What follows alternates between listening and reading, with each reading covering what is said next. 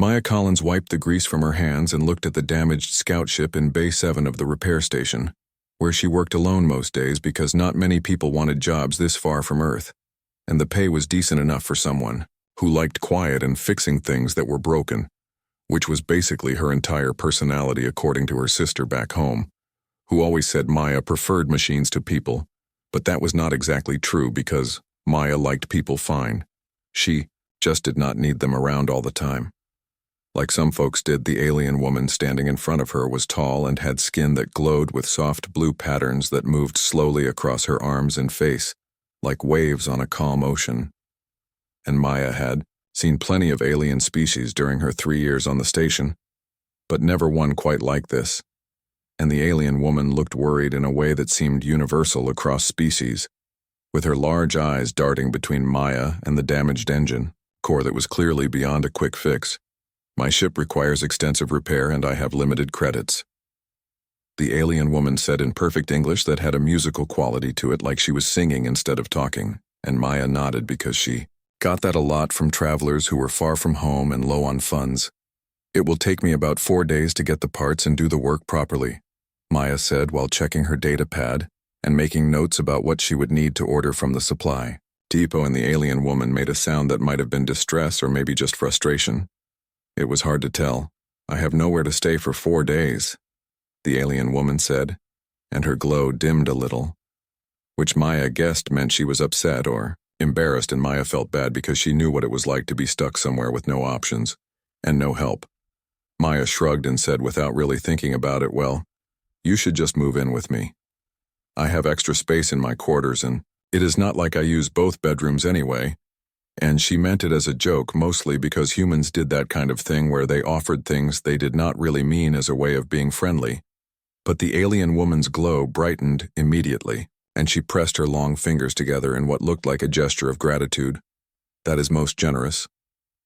I accept your offer, the alien woman said, and Maya opened her mouth to explain that she had been joking, but the alien woman continued speaking, before Maya could interrupt, and said, My name is Zara, and I will bring my navigator Kira, who is young and will not cause trouble.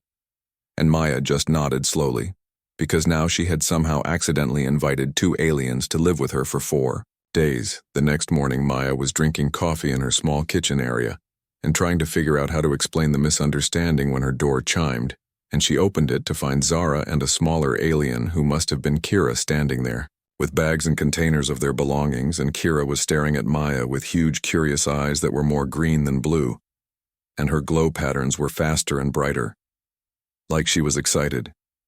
We are here, Zara said simply, and Maya stepped aside, because what else could she do?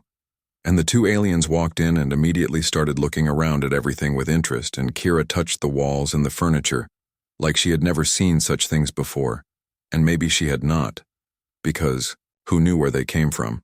Maya showed them the spare bedroom and the bathroom, and explained how human things worked, like the shower and the food processor, and Zara listened carefully and nodded, while Kira kept asking questions about everything, from why humans needed so much water, to why the lights did not change colors, and Maya found herself answering patiently, because Kira reminded her of her niece back on Earth, who also asked a million questions about everything.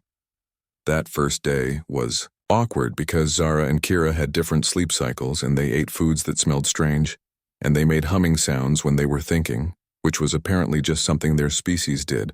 But by the second day, Maya had gotten used to it and even found the humming kind of peaceful, like having music playing in the background all the time.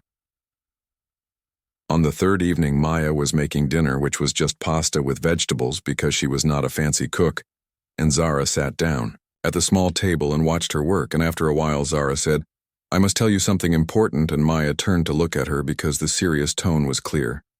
Even across species, Kira and I are not just travelers, Zara said quietly, and her glow dimmed again the way it had when they first met. We are running away from our homeworld because I was supposed to undergo bonding ceremony with a male chosen by the council, and I did not want this. But on our world, females do not have choice in such matters. Maya stopped stirring the pasta and turned off the heat because this was clearly more important than dinner, and she sat down across from Zara and said, That sounds awful. I am sorry that happened to you. Zara looked surprised, Like she had expected a different reaction, and she said, "Humans do not have such customs." "No," Maya said firmly. "We believe people should choose who they want to be with, if anyone at all, and nobody should be forced into anything they do not want." "This concept is strange to us," Zara said. "But it is why I came to human space, because I heard that your people value something called freedom, and I wanted to understand it." "Freedom is pretty much the most important thing to humans," Maya said, and she meant it, because even though humanity had its problems, and plenty of them, the idea that people should be free to make their own choices was something most humans agreed on. The next morning, Maya was working on the engine core when 3 Vereen ships appeared outside the station, and she knew they were Vereen because Zara had shown her pictures of her people's vessels, and Maya felt her stomach drop because she knew exactly why they were here. She ran back to her quarters and found Zara and Kira huddled together, and both of their glows were very dim, almost invisible. And Zara said, "They have found us," and there was fear in her voice that made Maya angry, because nobody should have to be that afraid. Maya pulled out her datapad and started typing fast, because she worked on this station and she knew every system and every rule, and she knew that human territory had asylum laws that protected people who were fleeing persecution. And she sent a message to the station commander explaining the situation and asking for help. The Vereen males who came aboard the station were tall and did not glow like Zara and Kira did, and they wore formal robes and spoke in loud voices about property and duty and tradition. And Maya stood in front of them in the station commander's office and said, "None of that matters here, because this is human space and we have different rules." The lead Vereen male looked down at Maya like she was an insect and said, "This does not concern humans. Return what belongs to us." And Maya felt anger burn in her chest, because Zara and Kira were not property, they were people. "They requested asylum," Maya said, and kept her voice steady, even though her hands were shaking a little, and the station commander, who was a tired-looking woman named Lisa Rodriguez, nodded and said, "That is correct, they are under human protection now." The Vereen males argued for hours, but Lisa held firm, and eventually they had no choice but to leave empty-handed, because human territory meant human laws, and the Vereen government did not want a diplomatic incident over 2 females who they probably considered unimportant anyway. When it was over, Maya went back to her quarters and found Zara and Kira waiting, and both of them lit up so brightly when they saw her that Maya had to blink, and Zara said, "You fought for us, even though we are strangers and you are so small compared to them. Size does not matter much when you are right." Maya said and shrugged, because she had just done what anyone should do, which was help people who needed it.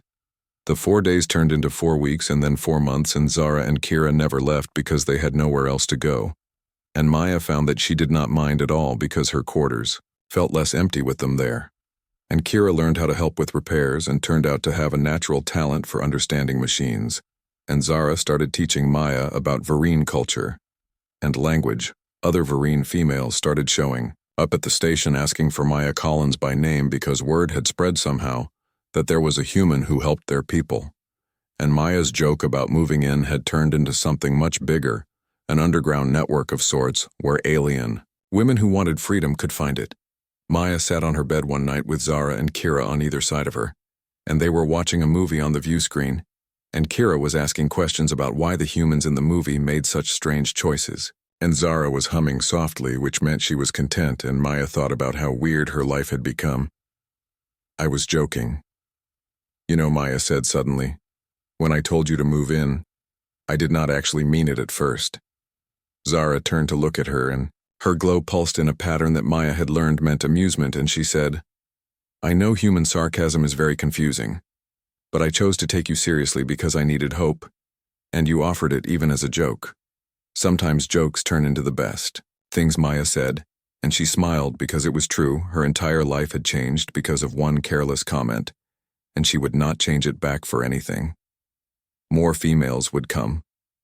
Maya knew that, and she would help them, because that was what humans did, or at least what humans should do.